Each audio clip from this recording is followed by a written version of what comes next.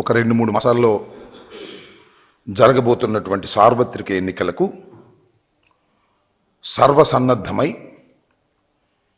మొన్న భీమిల్లో ఒక పెద్ద బహిరంగ సభను ఏర్పాటు చేయడం జరిగింది. సిద్ధం అనే పేరుతో ఆ బహిరంగ సభ కని విని ఎరుగని రీతిలో అశేష ప్రజానీకం ఉత్తరాంధ్రలో పార్టిసిపేట్ చేసి మరింత నూతనోత్సాహాన్ని వైఎస్ఆర్ కాంగ్రెస్ పార్టీ క్యాడర్ కలిగించటమే కాకుండా ప్రత్యర్థి రాజకీయ వర్గాలలో గుండెల్లో దడపుడించే విధంగా పెద్ద ఎత్తున ఈ సిద్ధం అనే బహిరంగ సభ జరిగిన విషయం మీ అందరికీ విదితమే. ఆ బహిరంగ సభలో జగన్మోహన్ రెడ్డి గారు అనేక విషయాలను స్పృశించారు, అనేక విషయాలను ప్రజలకు చెప్పేందుకు ప్రయత్నం చేశారు. తాను పరిపాలనలో వైఎస్ఆర్ కాంగ్రెస్ పార్టీ అధికారంలోకి వచ్చిన తర్వాత ఏ ఏ కార్యక్రమాలను నిర్వహించారో, ప్రజలకు ఏ విధంగా ఆయన తోడ్పాటునిచ్చాడో, ఎంతటి చక్కని పరిపాలన ఇచ్చాడో చెప్పుకునేటటువంటి ప్రయత్నం చేశారు. దానితో పాటు ప్రధానంగా ప్రత్యర్థ రాజకీయ పార్టీ అయినటువంటి తెలుగుదేశం పార్టీ అంతకుముందు 5 సంవత్సరాలు, అంతకుముందు 9 సంవత్సరాలు, మొత్తం చంద్రబాబు నాయుడు గారు 14 సంవత్సరాలు పరిపాలన చేసినటువంటి విధానాన్ని కూడా స్పష్టంగా వివరించేటటువంటి ప్రయత్నం చేశారు. చంద్రబాబు నాయుడు గారిని సూటిగా కొన్ని ప్రశ్నలు కూడా అడిగారు. అయ్యా చంద్రబాబు నాయుడు గారు, మేము ఇన్ని కార్యక్రమాలు చేశాం, ఈ రాష్ట్రంలో ఈ విధమైన మార్కును మేము వేశాం, జగన్మోహన్ రెడ్డి మార్కును వేశాం, వైఎస్ఆర్ కాంగ్రెస్ పార్టీ మార్కును వేశాం, మీరు 14 సంవత్సరాలు ఈ రాష్ట్రాన్ని పరిపాలించిన మీరు ఏ గ్రామమైనా వెళ్ళి ఈ రాష్ట్రంలో, ఈ విభజిత ఆంధ్రప్రదేశ్లో ఏ గ్రామమైనా మీరు సెలెక్ట్ చేసుకుని వెళ్ళి ఆ గ్రామం నడిబొడ్డులో నుంచొని ఈ గ్రామానికి ఇదిగో ఇది చేశాను అని చెప్పగలరా అని అడిగారు. దానికి సమాధానం చెప్పలేకపోతున్నాడు చంద్రబాబు నాయుడు గారు. ఆయన కూడా కొన్ని బహిరంగ సభలు నిర్వహించేటటువంటి ప్రయత్నం చేస్తున్నారు. కానీ జగన్మోహన్ రెడ్డి గారు సూటిగా అడిగినటువంటి ప్రశ్నలకు మాత్రం దేనికి సమాధానం చెప్పుకోకుండా తప్పుకుపోయేటటువంటి ప్రయత్నం చేస్తున్నారు. చంద్రబాబు నాయుడు గారు 14 సంవత్సరాలు ఈ రాష్ట్రానికి ముఖ్యమంత్రిగా ఉన్నాడు. 1995లో రాష్ట్ర ముఖ్యమంత్రి పీఠాన్ని అధిరోహించాడు. సుదీర్ఘకాలం ముఖ్యమంత్రిగా పనిచేసాడు ఈ రాష్ట్రంలో. నిజంగా అంత సుదీర్ఘకాలం పనిచేసినటువంటి వ్యక్తి లేరు. అంత సుదీర్ఘకాలం పనిచేసినటువంటి వ్యక్తి కూడా నేను ఇది చేశాను అని చెప్పుకునేటటువంటి స్థితిలో చంద్రబాబు నాయుడు గారు లేరు అంటే చంద్రబాబు నాయుడు గారి పరిపాలన అంతా కూడా ప్రజా సంక్షేమం కోసం, అభివృద్ధి కోసం జరిగినటువంటి పరిపాలన కాదని, కేవలం తన వర్గాన్ని, తన తాబేదారులను, పెత్తందారులను చేసుకోవడానికి మాత్రమే ఆయన పరిపాలన చేశాడనేది చాలా స్పష్టంగా అర్థమవుతున్నటువంటి అంశమని మనం చేస్తున్నాం.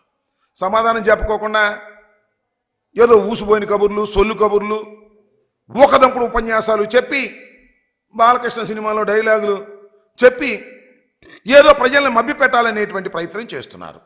జగన్మోహన్ రెడ్డి గారు ఇంకోటి కూడా చెప్పారు.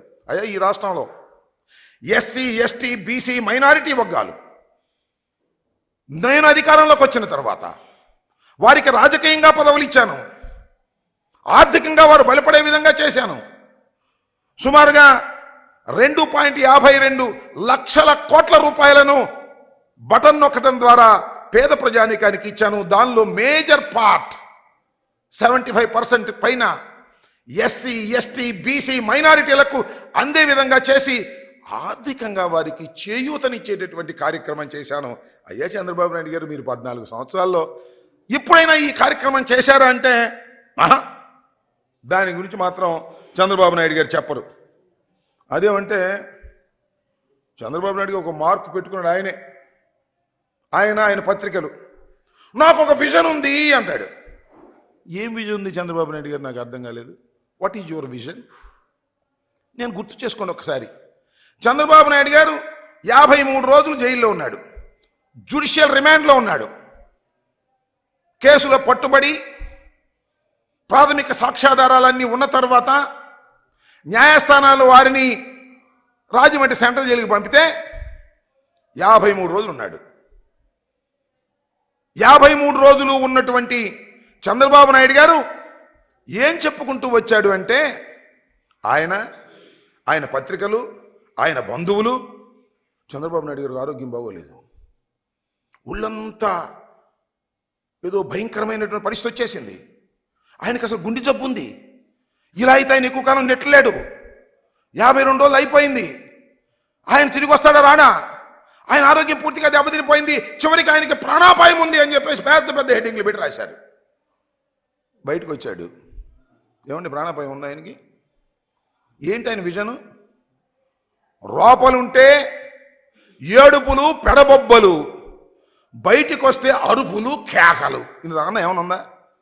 ఆపరేషన్ అని ఆపరేషన్ కోసం వచ్చాడు, ఆపరేషన్ చేయించుకుంటే మళ్ళీ హాస్పిటల్కి వెళ్ళలేదు, అది వేరే విషయం అనుకోండి. అంటే ఏమిటి దాని అర్థం? చంద్రబాబు నాయుడు గారి విజన్ ఏమిటంటే అందితే జుట్టు, అందకపోతే కాళ్ళు. దట్ ఈజ్ చంద్రబాబు నాయుడు గారి విజన్ అని మనం చేస్తున్నా. అలాంటి విజన్ని చంద్రబాబు నాయుడు గారు ఈ రోజున చేశారు. ఇలాంటి విజన్ చేసినటువంటి చంద్రబాబు నాయుడు గారు ఇవాళ రకరకాలుగా చెప్తున్నాడు. ఇంకొక విజన్ ఉంది ఆయన దగ్గర, ఎన్నికలకు ముందు మేనిఫెస్టో రిలీజ్ చేసే విజన్.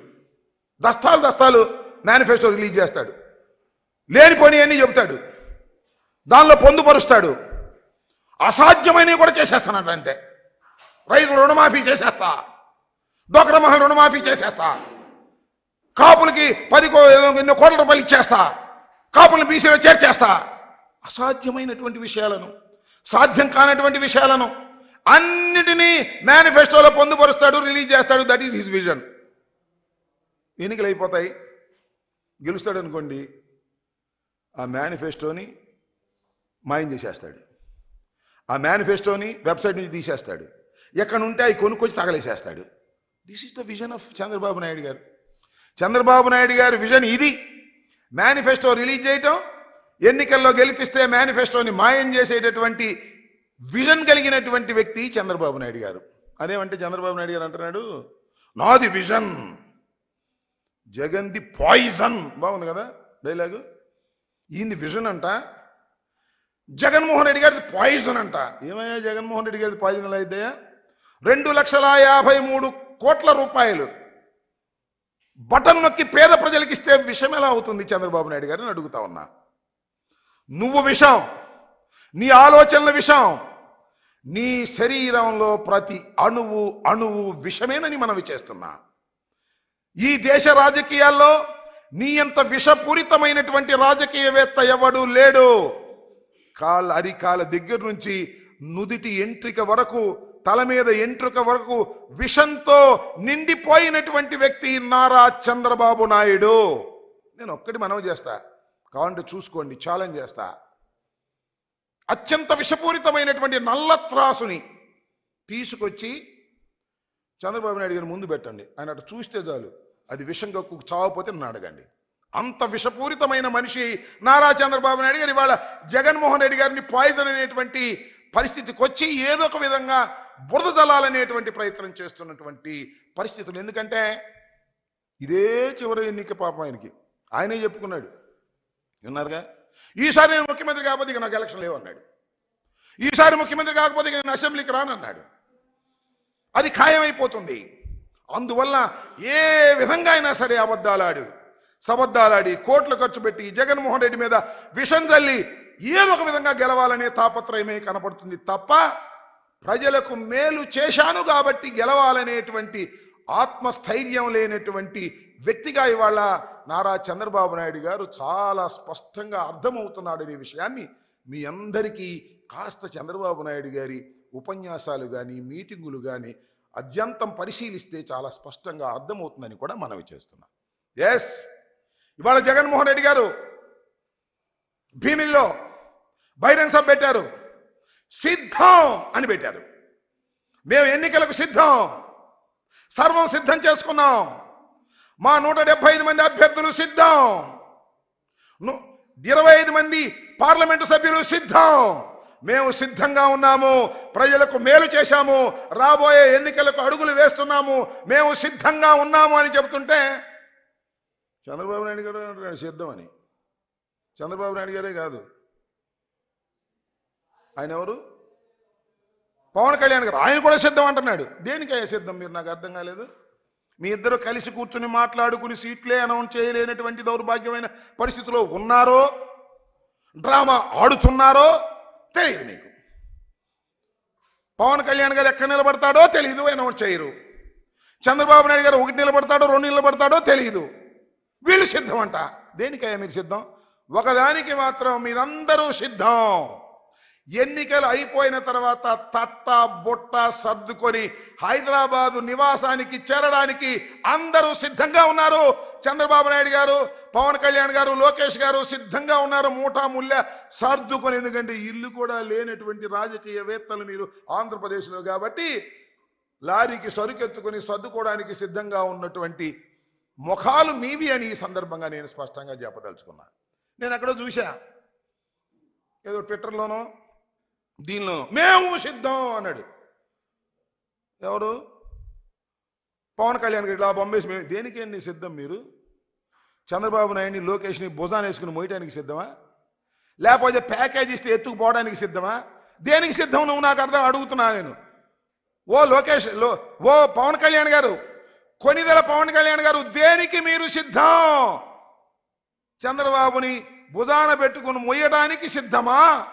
పోటీ చేయడానికి సిద్ధమా? ఈ రాష్ట్రంలో ముఖ్యమంత్రి కావడానికి సిద్ధమా? అసలు దేనికి మీరు సిద్ధమో తెలియనటువంటి అగమ్య గోచరంలో ఉండి జగన్మోహన్ రెడ్డి గారు సిద్ధం అన్నారు. మేము సిద్ధం అంటున్నారు. సిద్ధం అనకపోతే జనం కొడతారు కాబట్టి, తిడతారు కాబట్టి సిద్ధం అంటున్నారు తప్ప మీకు సిద్ధం ఎక్కడుంది? పెద్ద అయోమయంలో ఉన్నారు. మళ్ళా మీరు ఓడిపోతామనే భయంతో ప్రయాణం చేస్తున్నటువంటి విషయం చాలా స్పష్టంగా అర్థమవుతుందని కూడా ఈ సందర్భంగా నేను మనవి చేస్తున్నా. కాబట్టి చంద్రబాబు నాయుడు గారి సైన్యం ఈ రకంగా జగన్మోహన్ రెడ్డి గారి మీద బురదలేటటువంటి కార్యక్రమం చేయటమే కాకుండా ఇవాళ జగన్మోహన్ రెడ్డి గారిని ఓడిస్తామని ప్రగల్భాలు పలుకుతున్న మీకు నేను మనవి చేస్తున్నా. జగన్మోహన్ రెడ్డి గారు మొన్న సిద్ధం మీటింగ్లో చెప్పారు, కౌరవ సైన్యం మీది. జగన్మోహన్ రెడ్డి గారు అర్జునుడిలాగా ప్రవేశించబోతున్నాడు. అభిమన్యుడు కాదు.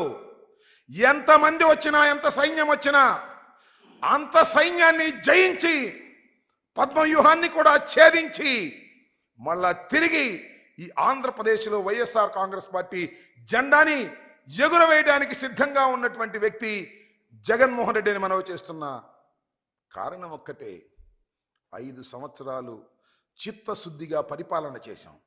చెప్పిన ప్రతి మాటను నిలబెట్టుకున్నాడు జగన్మోహన్ రెడ్డి గారు. ప్రతి వాగ్దానాన్ని అమలు చేశాడు జగన్మోహన్ రెడ్డి గారు.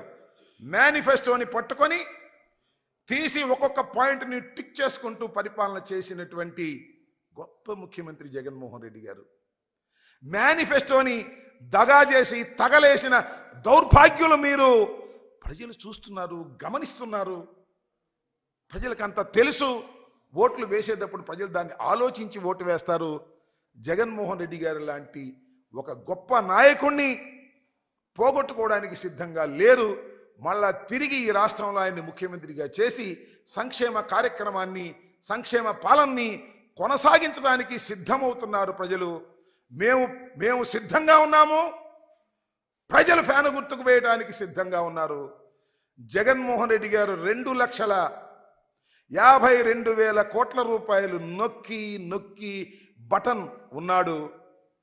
ప్రజలు మళ్ళా ఎన్నికలు వచ్చినప్పుడు ఫ్యాను గుర్తు మీద 2 సార్లు నొక్కి రుణం తీర్చుకోవడానికి వారు సిద్ధంగా ఉన్నారు. జగన్మోహన్ రెడ్డి గారు సిద్ధంగా ఉన్నారు. మధ్యలో దిష్టి బొమ్మల్లాగా మీరు మధ్యన నిలబడి ఉన్నారు. మీరు సిద్ధంగా ఉన్నారు. త్వరలోనే ప్యాకేజ్ తీసుకుని ప్యాకప్ అయిపోయి వెళ్ళిపోవడానికి సిద్ధంగా ఉన్నారని ఈ సందర్భంగా మీ ద్వారా వారికి చెప్పదలుచుకున్నానని మనవి చేస్తున్నాను.